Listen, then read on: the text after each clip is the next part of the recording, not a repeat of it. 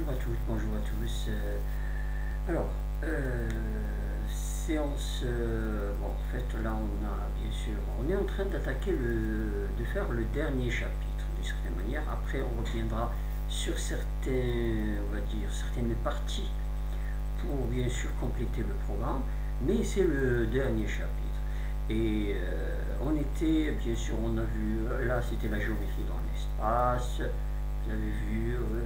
Le début, c'était tout simplement le calcul du volume d'une boule. Puis après, on a rappelé quelques formules qu'on a vues depuis la 6e concernant le pavé. Puis après, 5e concernant tout ce qui est prisme droit, cylindre.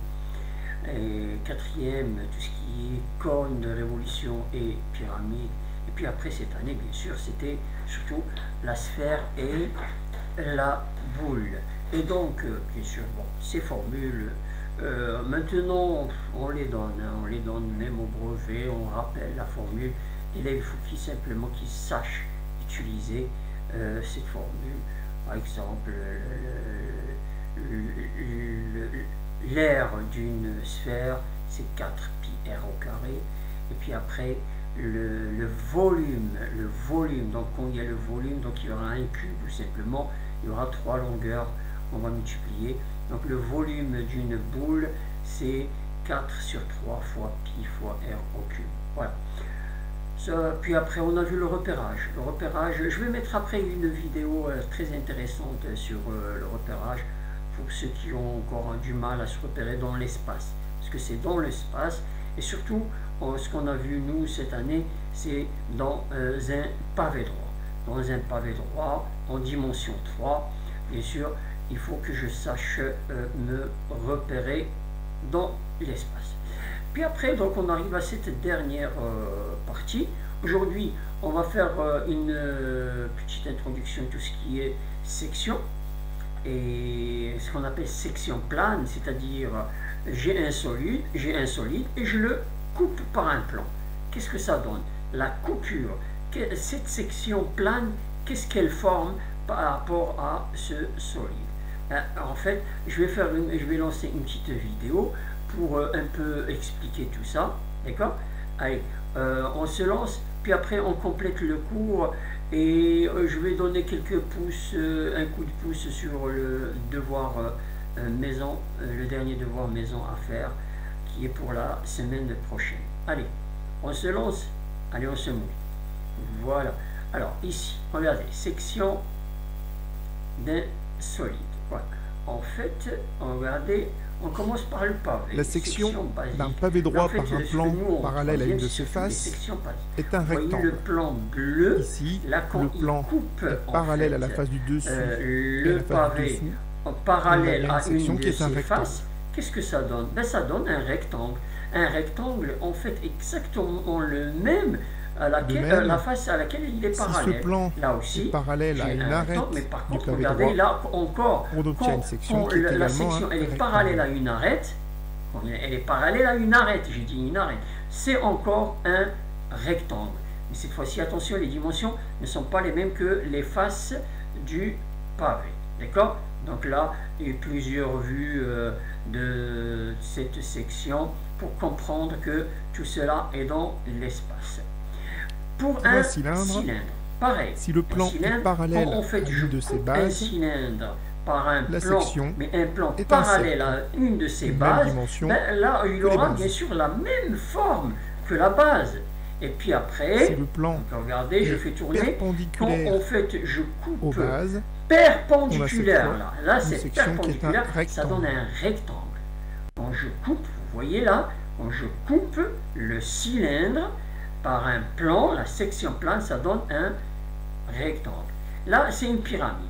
Si on fait la section d'une pyramide par un plan parallèle à une de ses bases, on obtient elle aura la même forme que la base. Une réduction de la base. Simplement, ce sera une réduction. D'accord? Pareil. Même chose pour le cône. Quand je coupe un cône de révolution par un plan parallèle à sa base, et bien ça donne, par exemple, là ça donne un cercle ou bien sûr de sa base, c'est-à-dire un cercle plus petit que celui de la base. Donc c'est une réduction. On dit que c'est une réduction. Voilà. Et pour terminer, pour la sphère, lorsqu'on fait pareil, une section par un plan, quand je coupe la sphère par un plan, de diamètre plus ou moins grand, encore un disque, en fait, si le plan plus ou moins, on va dire, de la grand, sphère, quand il sera grand, quand en fait ce plan, il coupe section. la sphère par le centre. Voilà.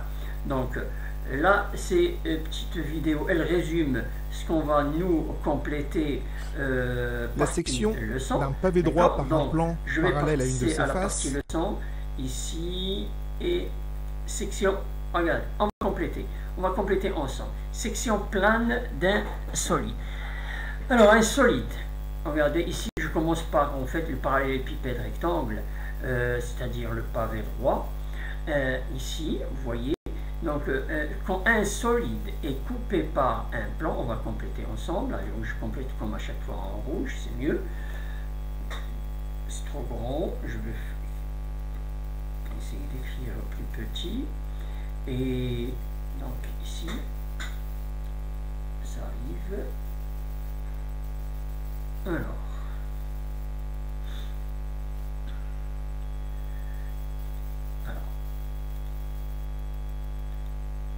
Voilà. Un solide est coupé par un plan. La surface obtenue s'appelle la section, une section plane. Voilà, c'est ça ce que c'est qu'une section plane. D'accord? Quand on coupe, d'accord? Ici, par exemple, ici, j'ai un pavé. La section plane, on me dit, la section plane d'un parallélépipède rectangle par un plan parallèle à une face est un, ça donne quoi? Eh bien, ça donne un rectangle.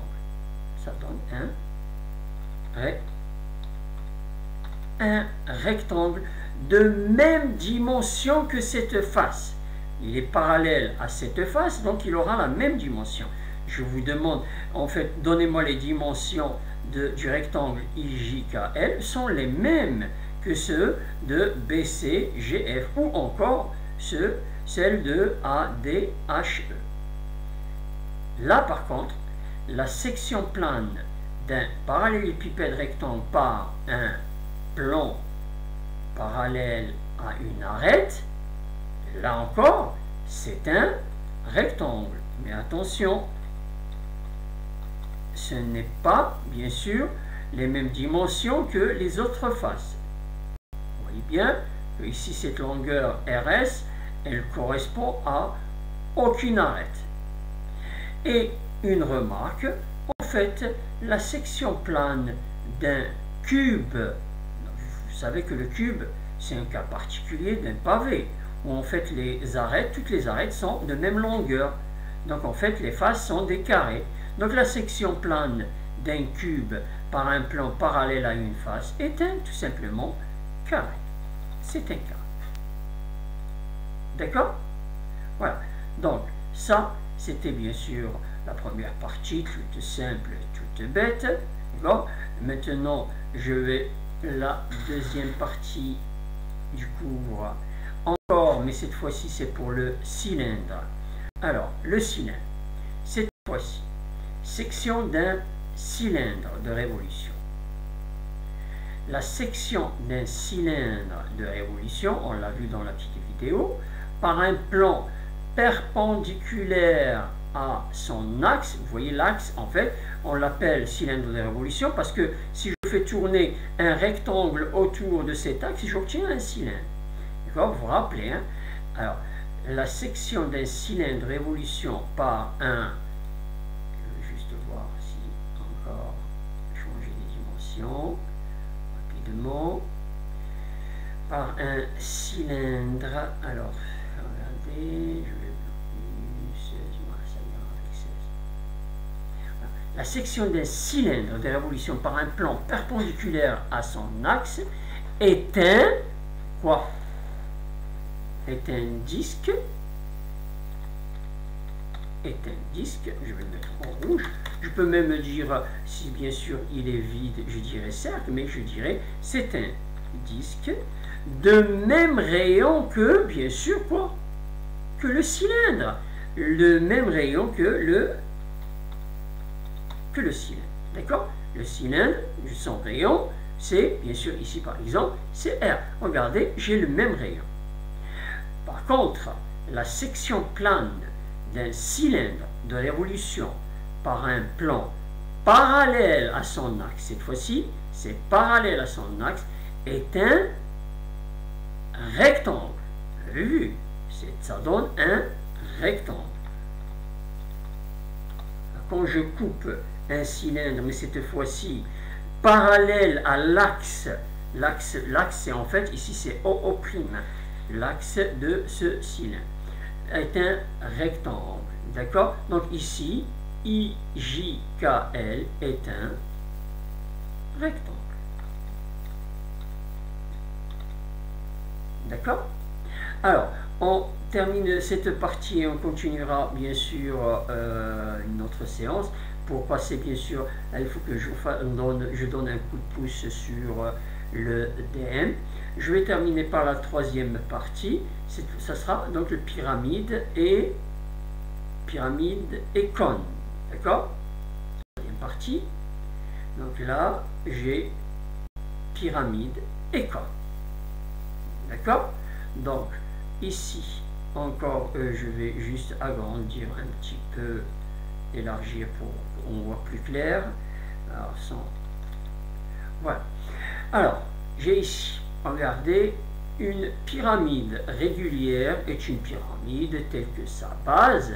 En fait, quand elle est régulière, sa base, elle peut être un carré. D'accord? En fait, elle a tous les côtés qui sont de même longueur. C'est ça ce que ça veut dire régulière. D'accord? Donc, ça peut être un carré ou un hexagone, par exemple, parce qu'un hexagone, il a 6 côtés de même longueur. Donc, ça peut être un hexagone, un pentagone, ou en tout cas, quand on dit la base, une pyramide régulière, c'est que en fait, la base, elle a en fait, tous les côtés de cette base sont de même longueur. Donc, je vais écrire ici, en rouge encore, et je vais peut-être changer encore les dimensions. Donc, ici, je vais peut-être enlever ça d'abord, parce que là, c'était... Ah oui, non, mais par contre, je peux pas... Alors, voilà, je vais faire... Voilà, c'est mieux. Alors, qu'est-ce que j'ai dit? Sa base, ça peut être un carré, d'accord? Ou encore, quoi, on a dit, par exemple, un hexagone. Sa hauteur, elle passe par, en fait, le centre de la base, d'accord? Elle passe par le centre. Le centre, attention, c'est là où les diagonales, elles se coupent. Par exemple, ici, les deux diagonales. Le centre de ce carré, d'accord? C'est le centre, bien sûr, de la base, dans ce cas. C'est là où, en fait, AC coupe BD. Alors, maintenant, section plane. Section d'une pyramide. Qu'est-ce que ça donne? Regardez ici, là, c'est ce que j'ai dit tout à l'heure. C'est une réduction. Ça donne une réduction de la base. Elle a la même forme, puisqu'elle est parallèle à la base. Elle a la même forme que la base, mais c'est une réduction. Donc, on dit la section plane d'une pyramide régulière par un plan parallèle à la base est une, quoi, d'accord? Alors, est une réduction de sa base. C'est une réduction. Est une réduction de sa base. D'accord? Le carré, quel carré? Ici, le carré IJKL. Le carré IJKL est une réduction du carré ABCD. Est une réduction du carré ABCD. Le solide, en fait, là, je parle de la pyramide. Hein. Le solide, en fait, la petite pyramide, le solide SIJKL est une pyramide régulière, d'accord? En fait, c'est une réduction de la pyramide SABCD, d'accord? Le solide est une pyramide régulière réduite. D'accord? Réduite est une pyramide réduite de la pyramide, une réduction en fait de la pyramide SABD. Donc en fait, comme c'est une réduction, en fait, vous vous rappelez, c'est ce qu'on a vu l'homothétie, mais c'est exactement la même chose.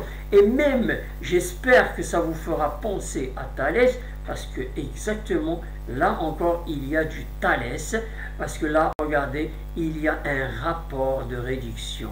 Ici, SI, par exemple, SI sur SA est égal à SJ sur SB, est égal à encore IJ sur AB.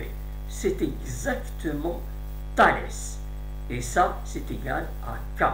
Donc ici, K, d'une certaine manière, c'est un coefficient de réduction. Donc ici, on verra que K, il est inférieur à 1, puisque c'est une réduction.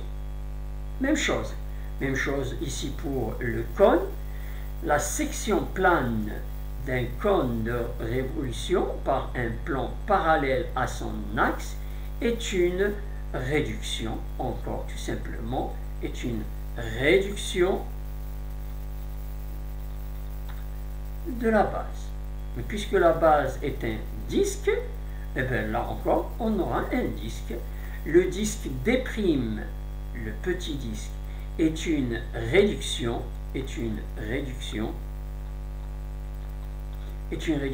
du disque D.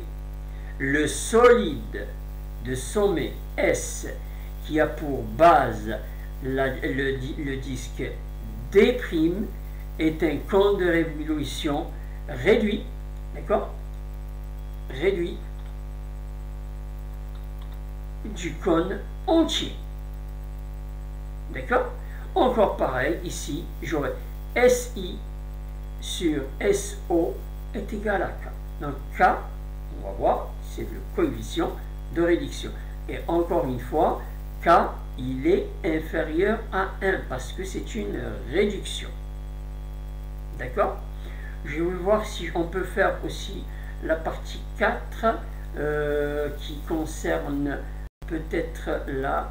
Oui, ben oui, en fait, on peut même la faire parce que là, ça va nous donner, ça va nous aider même pour le devoir maison, comprendre ce que ça veut dire réduction et surtout ce fameux coefficient. Vous allez voir que il va me faciliter la vie pour calculer tout ce qui est air et volume. Je peux déduire directement le volume et l'air quand je réduis ou j'agrandis, d'accord? Quand il y a réduction ou agrandissement. Alors, effet, regardez, effet lors d'un agrandissement ou d'une réduction du rapport K. Lors d'un agrandissement ou une réduction, le rapport K, les longueurs sont multipliées par K. Ça, il faut absolument... Donc les longueurs, par exemple ici, j'ai réduit de moitié, donc je vais multiplier par 1/2. Ou bien si en fait j'ai agrandi par le double, donc là la longueur elle est le double, donc je vais multiplier par 2. D'accord? Les longueurs sont multipliées par K. Les longueurs sont multipliées par K. Alors attention là, il faut absolument suivre parce que ça va voir, vous allez voir que ça va me rappeler Thalès, ça va me rappeler l'homothétie, mais ça va surtout me faciliter la vie par rapport à, bien sûr, à beaucoup de calculs. Donc ici, donc, les longueurs sont multipliées par K. Puisque quoi? Puisque tout simplement, j'ai ici le rapport CK. Le rapport CK, les longueurs sont multipliées par K. Mais les aires, non, les aires, ils ne sont pas multipliés par K. Les aires sont multipliées par, en fait, multipliées par K au K. Parce que ça sera longueur fois longueur. Donc, en fait, ça sera K au K. Et le volume, les volumes, ils seront multipliés par K au cube. Et oui, k au cube. Donc, si k, vous vous rappelez ce que j'ai dit tout à l'heure, si k est plus grand que 1, on parle de quoi? On parle d'agrandissement. On parle d'agrandissement.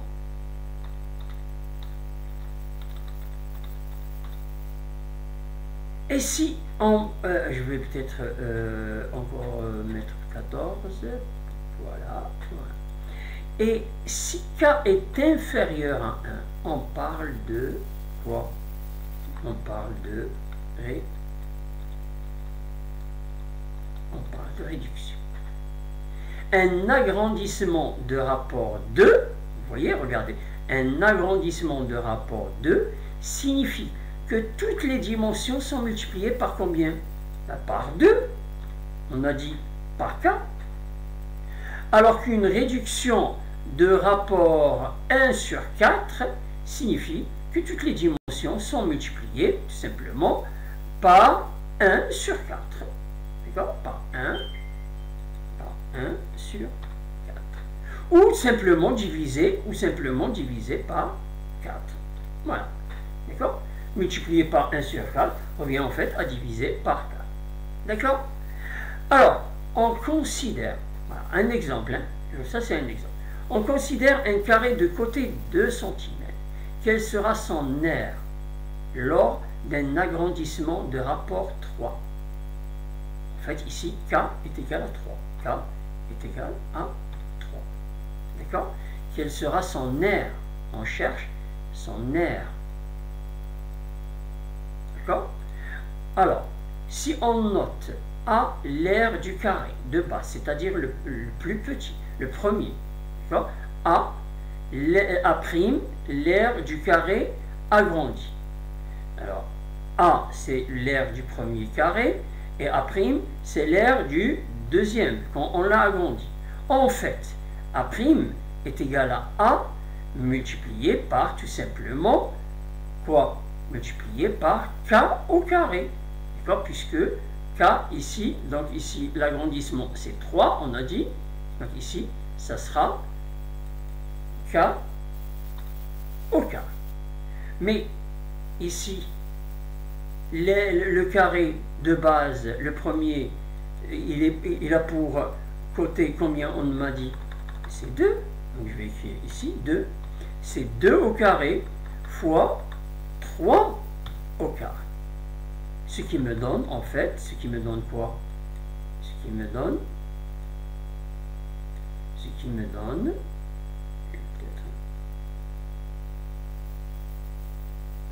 me donne ici 2 au carré c'est 4 et 3 au carré c'est 9. Donc ça sera 4 fois 9, ce qui me donne 36 fois 36 cm carrés. J'espère que vous avez suivi. Ici, vous voyez, là, le premier a pour dimension, combien on m'a dit le premier? Le premier a pour dimension 2 cm. 2 cm. Donc si je le multiplie par, on vérifie ce qu'on a dit. Si je le multiplie par 3, donc ici j'aurai 6, normalement. Ok? 6. C'est ça, et multiplié par 3.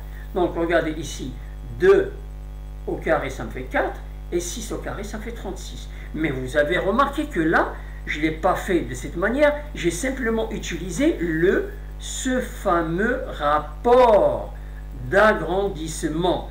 J'ai multiplié par k au carré. K au carré, c'est-à-dire 3 au carré, c'est-à-dire 9. Voilà. Donc l'aire du carré agrandi est 36 cm². On considère un cube de côté, cette fois-ci un cube. D'accord? Donc là, c'est un solide. Un cube de côté 4 cm. Quel sera son volume lors d'une réduction de rapport 1,5? Donc si on note encore V, le volume du cube de départ, et V', le volume du cube réduit, alors on a V' est égal à quoi? V' est égal à V multiplié par, A multiplié par 1 sur 2 au cube, par K. Vous vous rappelez, pour le volume, c'est K au cube. Ici, je vais écrire, tout d'abord, c'est K. K au cube. D'accord? Donc, le volume du cube, c'est combien le volume? Puisqu'il a pour côté 4, donc j'aurai 4. Ça sera 4 au cube. Et ici, donc ça sera, je vais écrire 1. Ça sera 1. Je vais placer ici le 1. 1 sur quoi? 1 sur 2. 1 sur 2 au cube. Vous voyez, K au cube. Ce qu'il donne ici, 4 au cube, ça fait combien 4 au cube? 4 fois 4, ça fait 16. Et 16 fois 4, ça me fait 64. J'aurai ici 64. Et ici, 64, multiplié par 1 sur 2 au cube, ça me fait combien? 1 fois 1 fois 1, ça me fait 1. Mais 2 fois 2 fois 2, ça me fait 8. Donc ça fait 1 sur 8. Et quand je multiplie 64 fois 1 sur 8, ça me fait combien? Ben, ça me fait en fait 8. Donc ici, le volume réduit, c'est combien le volume réduit? C'est tout simplement 8 cm3. On le vérifie? On le vérifie? On a dit, le premier, il a 4 comme côté. D'accord? Ici, j'ai 4 cm. Donc ici, j'ai multiplié par... Donc la moitié c'est 2. D'accord? Donc ici, 4 fois 4 fois 4, ça me fait 64. Et 2 fois 2 fois 2, ça me fait 8. D'accord? Donc vous voyez que c'est exactement ça. Mais ce qu'il faut comprendre, que certaines fois c'est plus compliqué. Et c'est très utile d'utiliser ce rapport. Donc là, je vais rapidement... ça c'est le cours, il est terminé de ce chapitre. Mais vous voyez que cette partie, elle est importante un peu pour notre devoir maison, puisque il y a une question de réduction à un certain moment. On vous demande, surtout pour l'exercice 1, mais bon, juste on vous demande quel est le rapport. Je vais regarder ici, c'est pas ça. Voilà. Voilà, l'exercice 1. Alors l'exercice 1, il est simple. Normalement, j'ai un cylindre. Regardez, ici, un silo. Ici, vous savez ce que c'est un silo. On stocke certaines fois du blé ou autre chose, matière. Mais en tout cas, ce silo à grains a la forme d'un cône surmonté d'un cylindre. Ils disent tout simplement. Ils disent calculer le volume exact du cône. Donc, je m'occupe tout d'abord du cône. Je rappelle la formule du volume d'un cône. C'est combien? Le volume d'un cône, c'est 1 sur 3. D'accord? Attention, multiplié par l'aire de la base. Ici, la base, c'est un disque, donc c'est pi r au cube, donc c'est l'aire de la base, pi r au carré. Pierre, vous vous rappelez les sixièmes, on leur dit une pierre carrée, donc ça fait pi r au carré, multiplié par la hauteur, et la hauteur c'est SA, d'accord? La hauteur c'est SA. Après ils disent, calculer le volume exact, attention ils disent exact, ça c'est très important. Quand ils disent exact, je dois garder le nombre pi, je dois le garder le nombre pi. Donc par exemple si je trouve 15 pi, je dis 15 pi, c'est pas la peine d'utiliser la touche pi de la calculatrice, d'accord? Donc ça sera, c'est-à-dire c'est pas la peine d'avoir une valeur approchée. Ils disent valeur exacte, le volume exact, pareil ici, exact du cylindre, donc il y aura pi. Puis après ils vous demandent, déduisant la contenance du silo arrondi. Là par contre c'est arrondi au litre près, c'est-à-dire pas de virgule après, c'est au litre. Je vous rappelle que le litre, là c'est en mètres, ça sera mètre cube, mais ils disent au litre. Mais le litre, c'est le décimètre cube. Donc il y aura normalement 3 chiffres après la virgule, c'est-à-dire au millième près. D'accord? Le litre, je rappelle ici, je le rappelle, 1 litre, et regardez bien sûr votre cours, 1 litre c'est quoi? 1 litre, c'est égal à 1 décimètre, je vais bien sûr ici l'écrire, 1 décimètre, au cube. Un décimètre cube. Voilà. Après, donc ça c'est juste des calculs basiques. Actuellement, ils disent le silo à grains est rempli jusqu'à la hauteur. Donc il n'est pas rempli le silo, il est rempli jusqu'à ici, ce point haut. D'accord? Il est à 1,20 m de S. D'accord? SO, 1,20 m. Alors le volume de grains prend ainsi la forme d'un petit cône de sommet S et de hauteur SO. Alors on admet que ce petit cône est une réduction du grand cône de sommet S et de hauteur SA. Il demande, voilà, c'est ça, là le coefficient, ça veut dire, il demande simplement trouver K. On cherche en fait ce fameux rapport K. C'est-à-dire vous allez trouver simplement, chercher, ici vous allez faire SO sur SA, tout simplement. Quel est le coefficient de réduction? C'est SO divisé par SA. Et j'ai trouvé mon coefficient. Et après, ils disent, vous voyez, là où c'est utile, en déduire le volume de grains contenu dans le silo, arrondi au millième près, c'est-à-dire encore au litre près, ou au décimètre cube près. D'accord? Donc, ici, encore, bon, j'en déduis. Alors, quand on dit en déduire, c'est sûr que c'est lié. Dès que j'ai trouvé ce cas, en déduire, on me dit en déduire. Dès que j'ai trouvé K, je vais utiliser ce fameux, bien sûr, K au cube. J'ai le volume du cône, du grand cône, et je peux trouver le volume du petit cône. Puis après, moi je pense que ça, c'est simple, et même celui-là, si vous avez suivi les vidéos, on l'a déjà fait partie leçon. La partie 1, elle est faite partie leçon. Puis après, je passe à, voilà, là, il y a encore une section. Vous la voyez, la section, c'est un disque, d'accord? Bien sûr, c'est une réduction du grand disque encore, vous voyez, mais qui correspond ici au tropique du Capricorne. Il y a le tropique du Cancer qui est au nord, et le tropique bien sûr du Capricorne, il est vers l'hémisphère sud.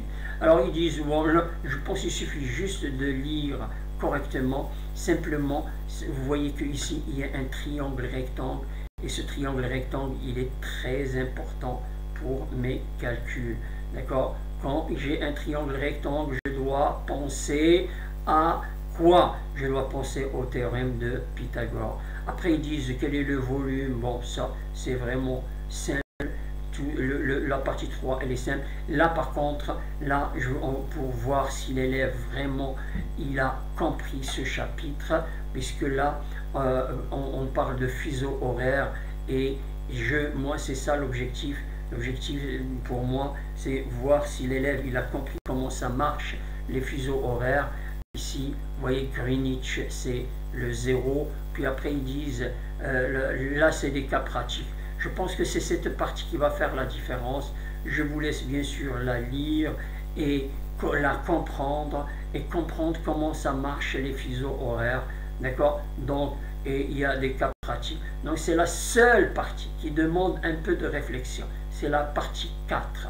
Et là, si l'élève il a compris comment ça marche les fuseaux horaires, et nous, ce qu'on avait fait partie leçon, parce que on a vu tout ça partie leçon, il suffit de regarder les vidéos de notre cours pour bien sûr répondre aux questions. Voilà, je m'arrête et je vous dis bon courage, et on se revoit bien sûr pour une fiche d'exercice que je vais donner, d'accord, que je vais laisser, puis après on la corrigera ensemble. Allez, dans la semaine, c'est sûr qu'on se reverra, surtout pour faire ces exercices, et peut-être pour un autre coup de pouce pour le DM.